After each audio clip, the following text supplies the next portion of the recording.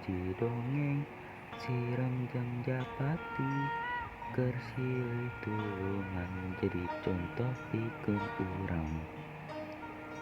Dangukeun gerak kieu caritana. Aya siram rek nginum di sisi walungan keur ngarayap ka handap manehna ti soledad. Luk-rek-rek kana cai hadena caina rada ayembe paebah dinya mah tapi kekeh bae are ngojay. Ka sisi mah manehna teu bisaeun. Tulung, ieu kuring rek tikeurelep tulungan. Kabeneran aya Japati keur sindetan dina dahan kai anu nyodor kaluhuran cai. Kadengeun aya sireum gegeroan minta tulung bareng ngarele ka handap katenjoeun sireum keur kokosehan. Japati karunyaeun geleber hiber bari ngegel daun salembar song diasongkeun daun teh ka harepan sireum. Sireum tuluy nguntal kana daun.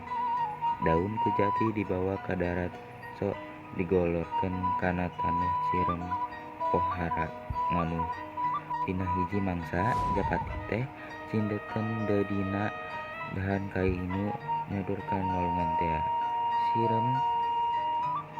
Sireum anu baheula ditulungan ku manehna oge kabenaran aya di handap tentangka.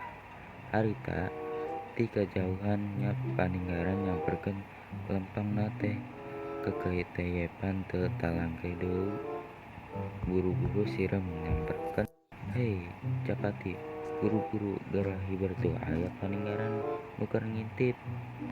Paninggaran geus ngeungkel bedilna teu lila Japati buru-buru geleber hiber. Isukna Japati papanggih dejeng sireum.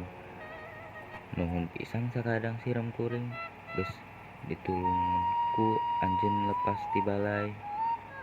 Ari eta mah kawajiban sarerea, nulungan batur umur rek meneng calaka eta wajib.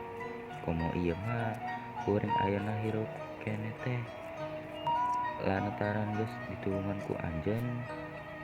Tah kitu cenah carpon ngeunaan sireum jeung Japati anu akul jeung silih tulungan. Abdi gaduh sisindiran ke geura itu lain lang-layangan. Manu heulang puputeuran hideut teu henteu sorang, kudu daek silih tulungan.